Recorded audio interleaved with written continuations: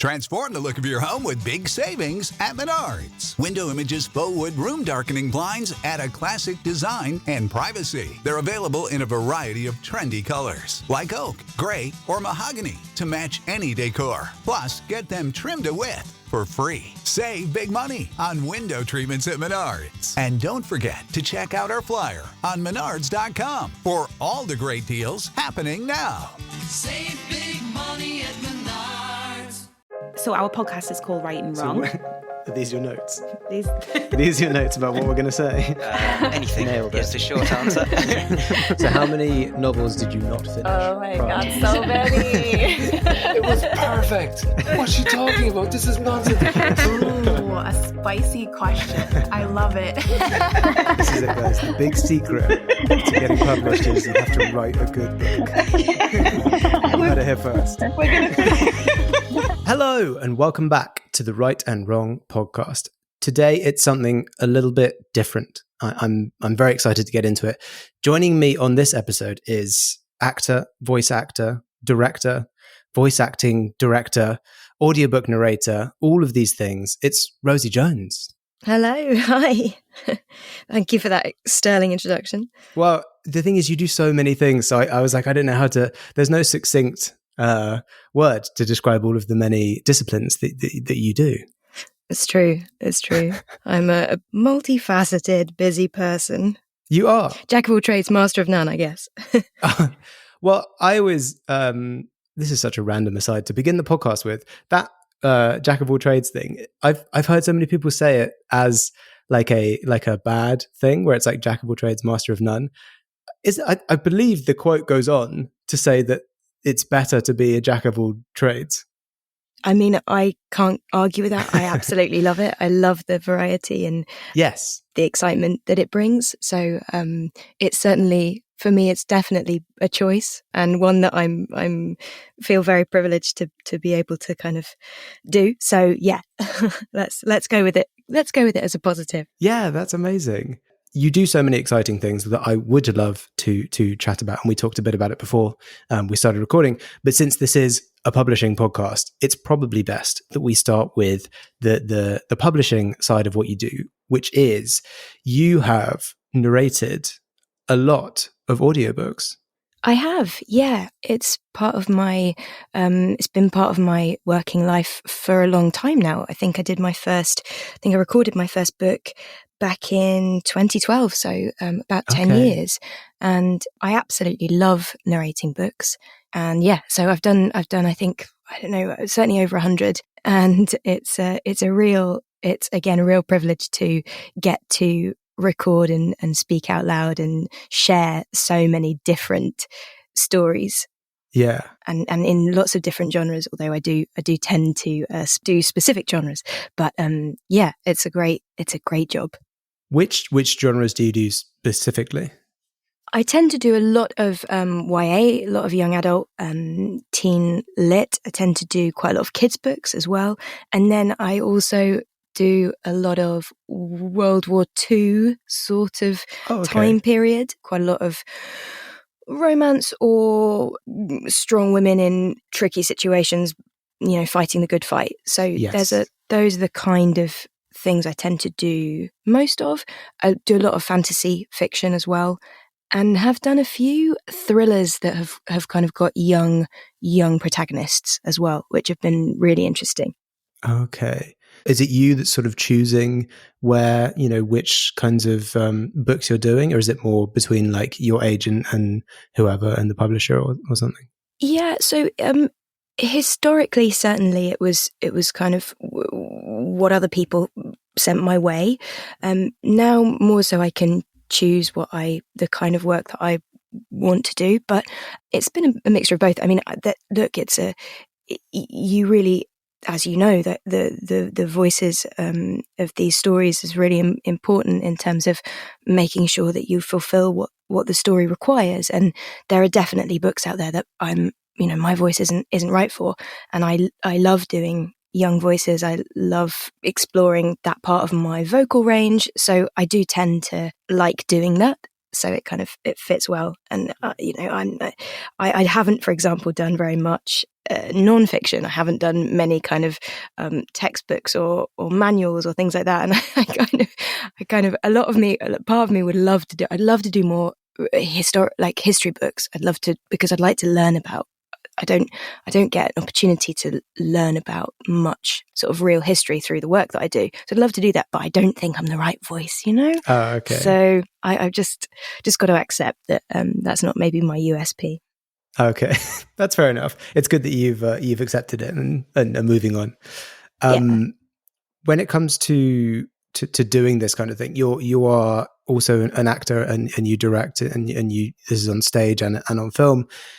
Is it very different recording like an audiobook as opposed to sort of preparing for a role? Yes and no.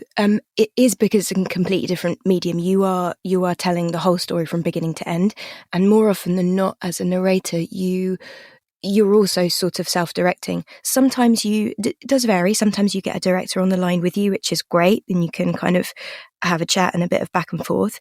But in the main, because of the size of the recording, it takes a long time. You're kind of making all of those choices yourself. So it's much more of an independent journey, I think, than going into a rehearsal room with a cast for a play, for example. Yeah. And you're creating all of the characters and all of the voices and sort of setting the tone. And sometimes you do get steered by authors or by directors, but more often than not, I have to say, you don't. So there's a kind of a big responsibility there to make those choices. And so the prep is, my prep now is really just reading the book, working out the character voices, making notes on where they're from, who they are, what they're like, and then sort of marking up my script in the way that I've developed over the years that suits me. But I think everyone probably has their own kind of funny formula for what works and what gives them enough clues early on, for early enough in the sentence to kind of get the right tone for the next bit. So yeah, the process is much more individual, I suppose, and you can do it on your own in a way that you can't with other things, I think. Yes. Is it usually sort of do you go to a studio and you'll have that studio for a certain amount of time and it'll just be kind of you in the room with presumably a sound engineer? Exactly so, yeah. That changed a lot over the last couple of years because people couldn't go into studios, so a lot of people started putting together home studios, and as we're doing now, there's now a lot of people that you can record from anywhere, and people can jump on the line, and everyone can be in their isolated little rooms, which is great. It opens up the industry in a brilliant way, but it's much less interactive, and you don't get to meet people, and being stuck in a black box all day long is it's hard enough. So it's nice to be able to. I much prefer going into studio, and it sort of takes as long as it takes, really. Okay. How long? You said it takes as long as it takes, but how long? Obviously, depending on the length of the book, but is it sort of? Are you looking at like a week of sort of recording every day to do a book, or is it more than that? Yeah, I think there are probably pretty fixed averages. Certainly publishers tend to know roughly that it's going to take 3 days to record a 300-page book, for example. So I think there are, in my experience, it varies, but if the book's going to end up at 10 hours long, then probably it takes 20 hours on average to record. If you're fast, it might take 15. It does vary, but I tend to average. I think most people tend to average about 100 pages a day. So that's kind of a good ballpark for how long it's going to take to record. Okay. And are there lots of takes involved? Like, you'll read like a page or a chapter and then think, oh, actually, I want to try a different way of doing it, and you'll just re-record that same one? No, I've never re-recorded a chapter ever. Okay.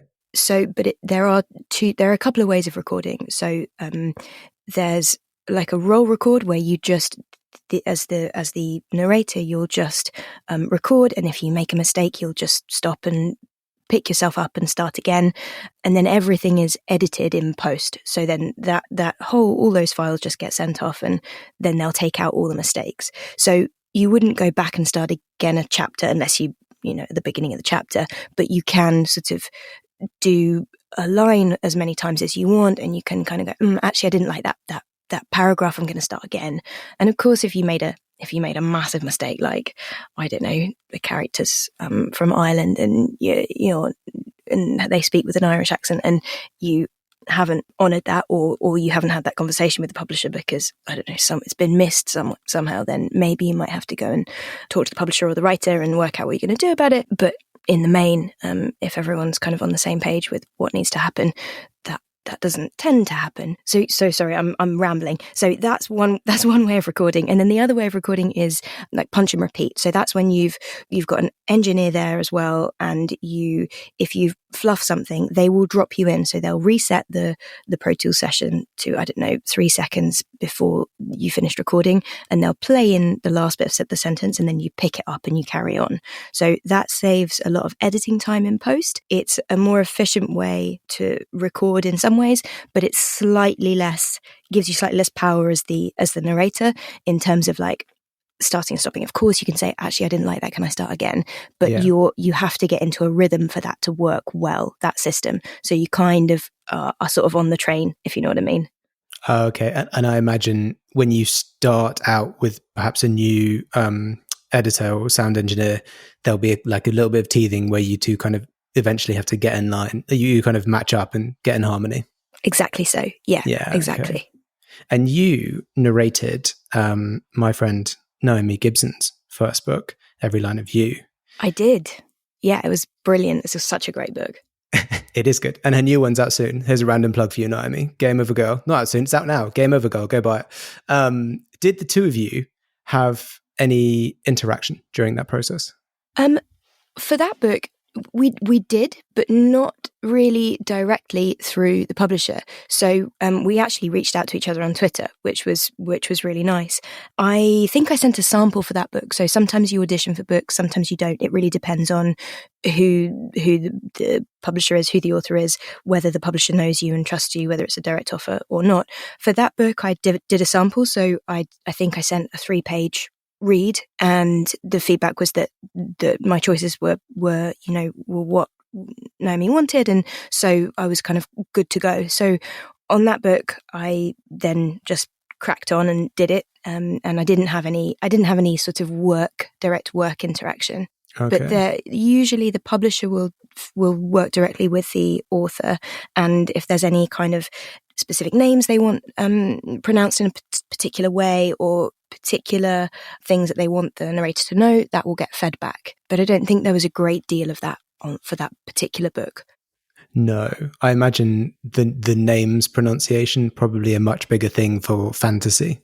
Yes, exactly, and historical stuff. Those two genres are more there's more difficult things to pronounce, yes. I guess. There's more unusual spelling. Exactly, yeah. So it's quite rare that you would ever meet the author and like chat to them while you're doing the recordings? Yes, it's happened to me a couple of times where I've been able to have a proper like conversation with the author before I recorded. There are some publishers that seem more open to it or seem to encourage it more than others. There are a couple of times when I've requested it and it's not happened. And you never quite know whether that's because the author doesn't want to, or whether there's they haven't got time, or whether it's actually that the publisher doesn't want you to be chatting with them directly. So and sometimes something could just, I don't know, could just be because an agent has forgotten to ask or whatever. You never kind of really know.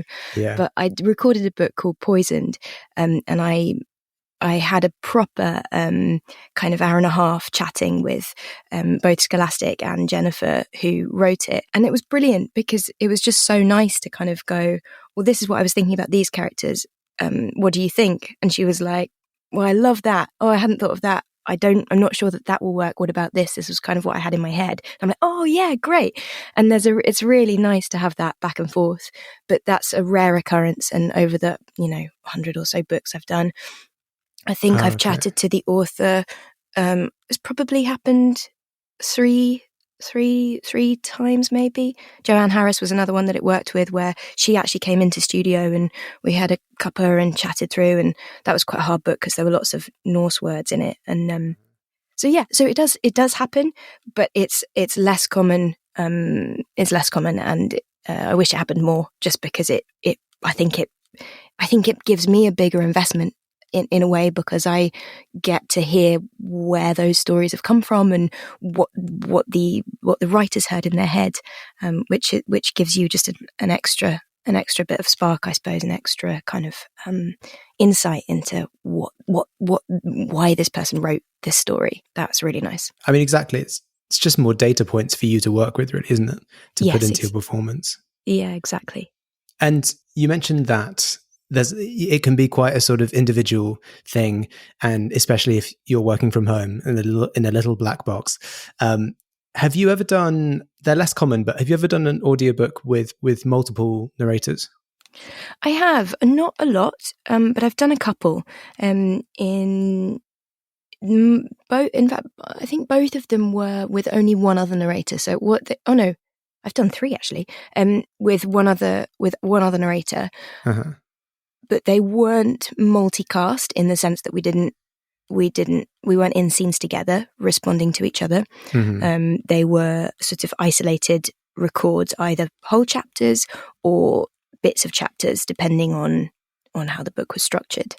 Is that so? Yeah, have done more common with like a dual POV, like point of view book? Exactly. Yeah. Okay. I think all 3 of those were exactly that. They were all first person. And no, I think I'm so boring. I think one of them wasn't. I think one of them was still third person, but we kind of alternated the chapter depending. It followed 2 different threads, but they met at the end. But it was third person, but still it was kind of really from two POVs. Okay.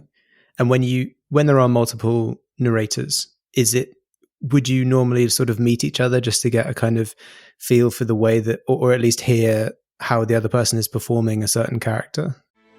Grand Canyon University's RN to BSN online degree program makes earning your bachelor's in nursing possible. Balance online coursework with local in-person clinicals to position yourself for potential leadership opportunities in the time you have from wherever you are, leaving room for what matters. Achieve your goals with your personalized plan and team behind you. Find your purpose at Grand Canyon University. Visit gcu.edu.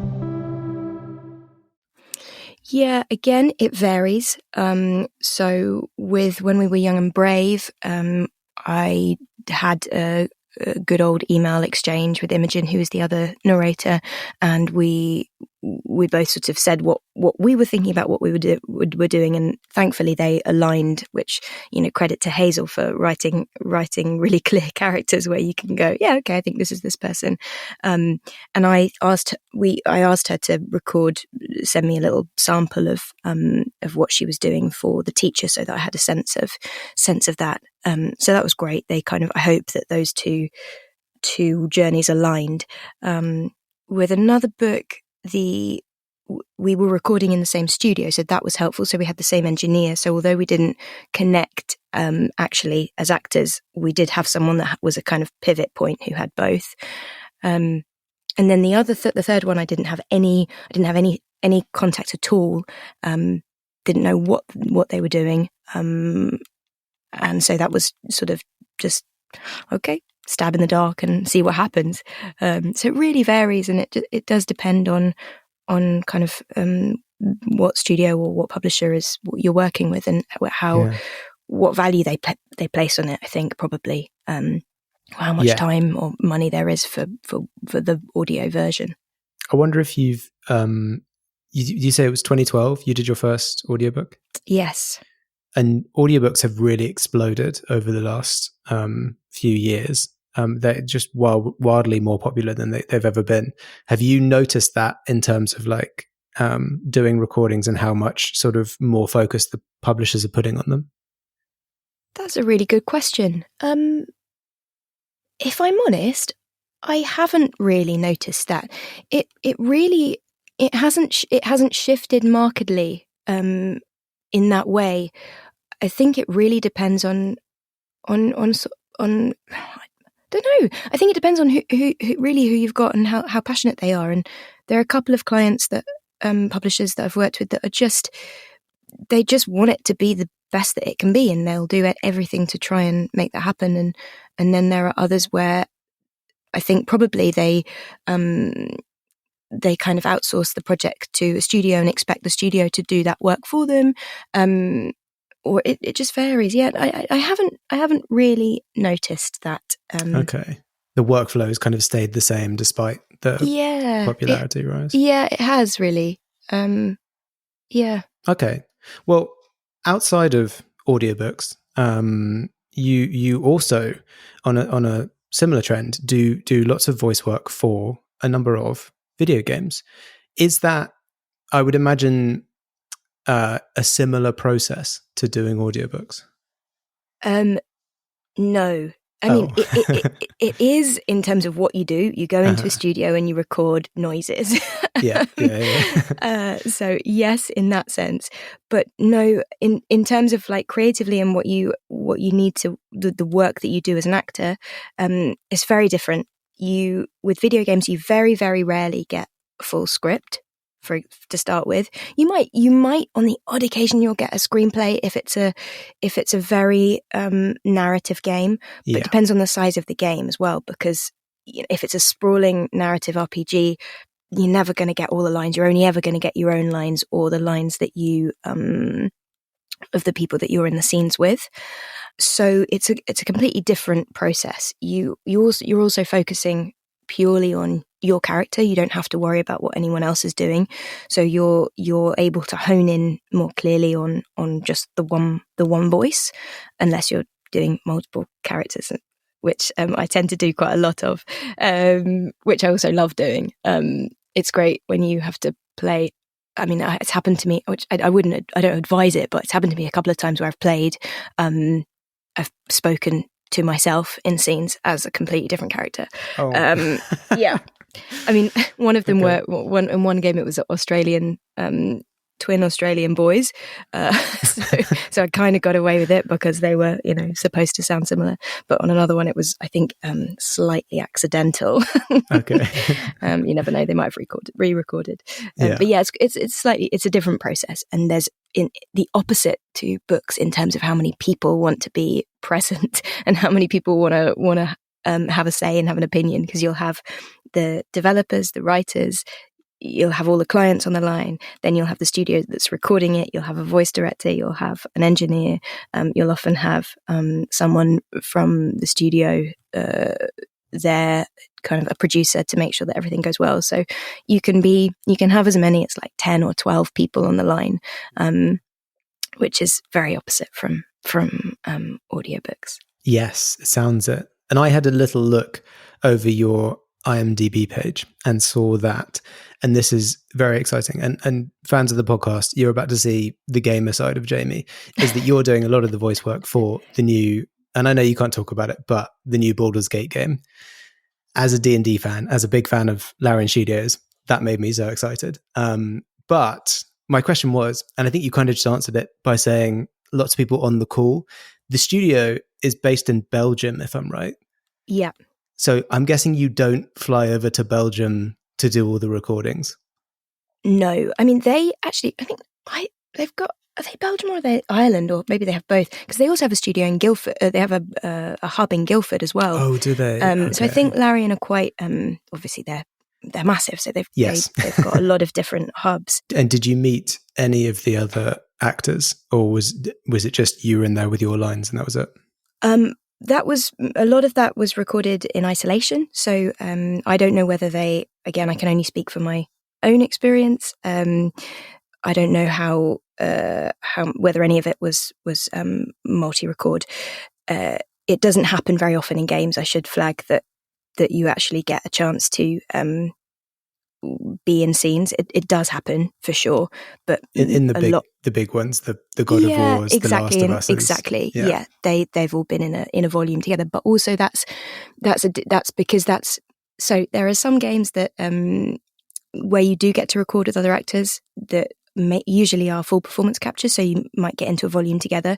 Most VO, in my experience, is recorded individually, but on there are some games that you work on, and Baldur's Gate is an example of that, where you know quite a lot of the actors for various reasons, maybe because you've worked with them on another game or because you've done a theatre job with them. So on that job, it was really nice because I'd go into studio and somebody else would be coming out, and we'd have a nice catch up and talk about life. So it was quite sociable, that one. Oh, well, that's great. That's really nice. And whilst we're on the video games, you have done, I know for Gloomhaven, the video game adaptation of the board game, am I right in thinking you were the voiceover director? Yeah, that's right. I was. I worked with a brilliant, wonderful actor called Alec Newman, who is an absolute gem. So talented. He's such a great performer and a really lovely man.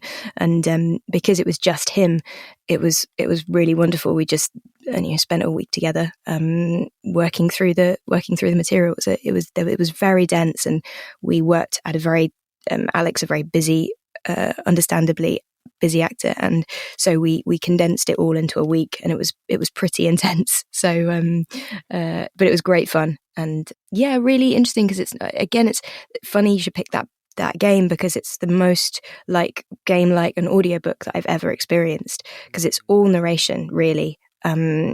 And though there are definitely characters in there, the developers were keen to not try and create loads of different character voices as he was going through that narrative, that journey. So we found touches. We had to kind of work quite closely to find touches of character, but whilst maintaining the narrator, if you see what I mean. So it was really one voice, but with a flavour. So it was quite like doing an audiobook, if I'm honest, that particular game. And have you been a voiceover director on other projects as well? I have, yeah. I've certainly over the last few years, it's something I've been doing a lot of, and I have to say, I absolutely love it. Video games is such an amazing medium, because the stories you can tell are so vast, and they're unlimited. They're not limited by anything. The style, or it's an extraordinary world. Yeah, it's great. I love working with actors. I come at it from entirely from an acting point of view, and lots of actors respond really well to that, and some don't. But all actors are unique, and it's a wonderful job to see what you can do to pull out particular performances from particular actors and what they need. And it's a playful relationship, and it's really wonderful to do. So yeah, it's something that I have been doing a lot of recently. I can't talk about much of it, of course. That's fine, because you sign lots of NDAs for video games. But yeah, I've worked on some incredible projects, and yeah, I am really excited by some of the upcoming stuff that's going on. So awesome. Yeah. Well, I'm excited to see what comes out soon with your name on it. Oh, thank you. And before we get into we're in the twilight of the episode now. Before we get to the end, I have to ask, because it's part of the podcast. Really, you narrating, voice work, acting, directing, you are flexing a lot of creative muscles. Do you have any plans, or have you thought about maybe adding writing to the list in whatever capacity, whether that's screenplays or novels or what have you? It's a very interesting question. I've never thought of myself as a writer, but I am very much a creator. And actually, over the last couple of years, I was commissioned by the RSC to create a family show. That was a few years ago, and I wrote a couple of very short, sort of 7-10 minute mini plays. Wrote three of those, which I really enjoyed. And And I've also started doing some adaptation for video game, not in a big capacity, but where there's an existing kind of localization or translation into English that then needs a bit more detail or some more character work pulling out. I've started to do a bit of that. And yeah, I've always written down ideas, and I also worked on the Gunpowder Plot as one of the story originators. So that was really cool. So in answer to your question, yes, though I've never ever thought of myself as a writer, I have written and I do write things down. Okay, so let's see. Watch this space. Yes, you're on a trajectory. Perhaps we'll see some great works of literature from you at some point. Maybe. I think certainly in collaboration with others for sure. Yes. And I mean, if you're going to stick in video games, it's such a collaborative genre. You know, every kind of aspect of that is a collaboration between multiple people. Yeah, most definitely. Oh yeah, it's an amazing environment for that. You can't everyone is so detailed in what they do and working for in their area, but of course, yeah, in collaboration with everyone else. Yes, and before we get to the final question, I did want to ask what advice would you give to somebody who is perhaps interested in getting into voiceover work or audiobook narration?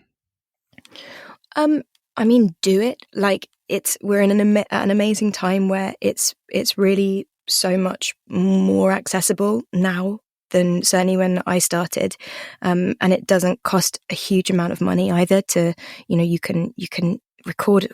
There are phones now with really amazing mics, but you can record at home as well. The advice I would give is to do it. I was incredibly lucky. I just wrote to a brilliant publisher, Jo Forshaw. I wrote to her when I was, just early in my career and said, look, I've always loved listening to audiobooks. I used to listen to them with my great grandmother who was blind, and it was how she accessed all of her kind of story and all her content, and I always wanted to kind of record them. She loved Catherine Cookson, and I just thought I'd love to be able to do that. And I'd always been a very fluent reader and loved reading, loved books. And I wrote to her, and she just took a chance on me and gave me a book and sent it to me in the post. iPads, I think, were a thing, but like not really a thing. And so, I was really lucky. She gave me a chance. And so you just have to do that. You just have to reach out to people, find people that have done it. Twitter's a great resource. Go, I want to do this thing. How do I do this? Send me a sample. All of those things. You have to be proactive, of course. It's all very well just saying, I'd like to do this, but you have to have something to kind of show that you can do it and want to do it. Just go for it. Practice. Yeah. Keep practicing. Just do it. Put yourself out there. That's great. Mm-hmm. Great advice. And ACX, like you can apply for your, like ACX is a cool tool as well, where you can literally search for writers that are looking for narrators and go direct rather than having to go through a kind of middle person. So that's a really good place to just try and find work as well. Okay. Yeah. Well, it's really nice to hear that you, having done 100 or so audiobooks, started out just by emailing a publisher and they got back to you. So I guess that's probably motivating in of itself. Yeah, I hope so. I mean, there are those people out there. There are brilliant people out there that will help you and will take a chance on you. So yeah, try and find them. Yeah, you've got to keep trying until you find someone like that, and then you're off to the races. Amazing. Well, that brings us to what is always the final question of every episode, which is, Rosie, if you were stranded on a desert island with a single book, which book would you take? Well, I'm going to cheat, and I'm also going to be very boring and theatrical. And I'm sure that I will not. I'm sure loads of people have said this, but I would take the complete works of Shakespeare because you get all 37, and it offers something for every day, every mood. Every situation you need to be in, you can find somebody that's going through something that relates to you. And of course, if I got really stuck, I could rip out the bits that I knew off by heart and like use them to start a fire or something. So there's material there. Yeah. the bits that don't make much sense to us anymore. Just kind of, there's practical use there as well. Yes, and endless wordplay with Shakespeare that you can look over and go over and think backwards and upside down and stuff. I mean, it's a great choice, and for someone tied to the theatre and things like that, obviously it's got a great connection to you as well. Yeah, so I'm sorry not to be more original in my choice. No, that's great. It's a great choice, and I think less people have taken that than you would think. Yes, well, I think only a couple. Yeah, more people have taken Jane Austen than Shakespeare. I'm on board with that as well. I'm definitely on board with that. I think it's wherever you can get more for your money, really. Oh yeah, give me a complete works of the Brontes or Austen. Well, recently someone managed to find online a copy of The Lord of the Rings as one book. So I thought, well, that's clever. You've done well. Perfect. Another savvy desert islander. That's it, exactly. Well, thanks so much, Rosie, for coming on the podcast and telling us all about your work in narrating and voiceovers and audiobooks. It's been really interesting chatting with you. Oh, thank you very much. Thanks for your time. And for everyone listening, if you want to keep up with what Rosie is doing, you can follow her on Twitter at Rosie Jones Actor.